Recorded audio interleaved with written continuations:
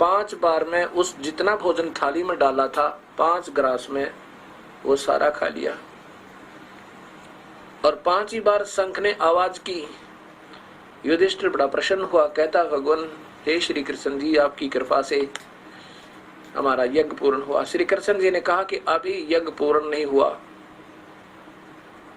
युधिष्ठिर बड़ा मायूस हुआ, कहने लगा भगवान अब कौन है जिससे शंख बजेगा।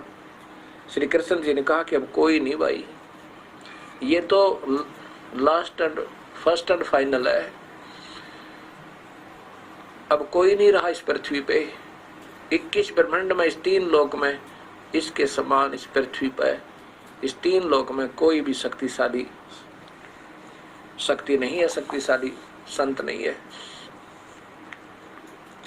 कृष्ण जी ने कहा कि भाई अपने घर में कोई कमी है उसको ढूंढते हैं। द्रौपदी को बुलाया, द्रौपदी से कहा कि बहन सच बताना, आपके मन में कोई खोट आया है जिससे ये यज्ञ पूर्ण नहीं हुई। इस वाल्मीकि, ये तूने क्या वाल्मीकि दिखा है द्रौपदी, ये आपने क्या वाल्मीकि यानी एक चूड़ा दिखाई दे, भंगी दिखाई देता है। इसके एक रोमकूप, एक बाल के समान भी 3 लोक नहीं है, इतनी परम शक्ति युक्त है। और द्रौपदी ने कमाल कर दिया, क्या बात, क्या आया तेरे मन में खोट, बता दे। द्रौपदी ने अपनी सत्य कहानी बता दी। भगवान मैंने बड़े प्यार से 2 घंटे तो आंखें फुड़वाई, धुएं में चूल्हा आग जलाई और सोचा था कि इतने बढ़िया भोजन बनाऊं ये महात्मा उंगली चाटता रह जावे। और जब इसने मेरी उस धारणा के विपरीत इन सबको इकट्ठा कर लिया तो मेरे मन में खोट आया और मैंने मन ही मन में कहा कि शूद्र जिसने खाना भी नहीं खाना आता, ये काहे का शंख बजाओगा, ये काहे का सिद्ध है। कृष्ण जी ने कहा द्रौपदी तूने कमाल कर दिया, संतों के प्रति इतना भी जब खोट आ जाता पाप का भागी होता है।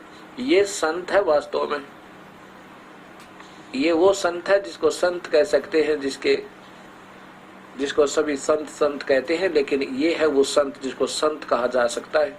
संत और प्रभु में फिर कमी नहीं होती। अब मेरे जैसे तो नाम तो लिख लेते हैं हम संत, पर संत वाले गुण तो बहुत दूर बात है। ये है वो संत जो अनादरणीय नहीं है, ये है वो संत जिनको शीश भी दे दे तो कम थोड़ा ही है।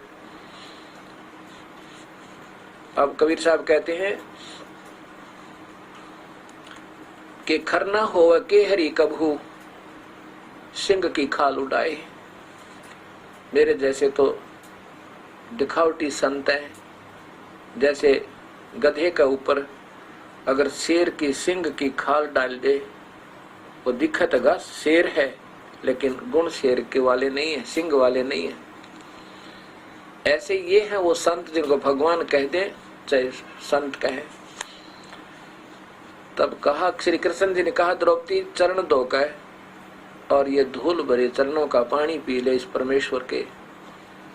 ये तुमके चूड़ा सा दिखा है, ये परम शक्ति युक्त और 3 लोक भी इसके बाल के समान नहीं है, एक बाल के समान नहीं है, इतना शक्ति युक्त है। अब उसी समय द्रौपदी ने चरण धोए और चरणा को धोकर एक थाली में और फिर डाला एक कटोरे में और आधा जब पी लिया द्रौपदी ने, भगवान श्री कृष्ण ने कहा कि बहन आधा मुझे भी दे दो। ऐसे परमेश्वर तुल्य संत के चरणों की धूली कब हमारे भाग्य में हो। आज हमारा अहोभाग्य है जो आज हमें इनके चरणों की रज मिली। आधा भगवान श्री कृष्ण ने पान किया और फिर क्या होता है कि वो शंख अपने आप इतना मीठी मीठी मीठी मीठी आवाज से बहुत सारी पृथ्वी के कण कण पर और 3 लोक में जाके इसकी आवाज हुई। तब वो यज्ञ संपूर्ण हुई। अब क्या होता है कि यहाँ प्रश्न आपके मन में और भी उठा होगा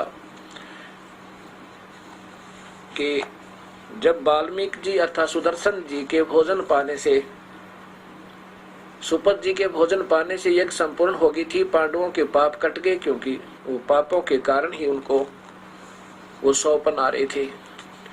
अब वो क्या होता है, ये 3 ताप के अंदर अंतर्गत आते हैं। ये प्रेत आत्माओं का दबाव, ये भी पूर्ण परमात्मा के पूर्ण संत से ही परमानेंट हट सके पूर्ण रूप से। सतगुरु जो चाहे सो कर ही, 14 कोट दूत जमधर ही, ऊत भूत जमतरास निवारे, चित्रगुप्त के कागज फाड़े। बिना किसी मंत्र जंत्र के ही वो उनके नाम देने से, उनका उपदेश लेने से ही वो सब दूर हो जाते हैं।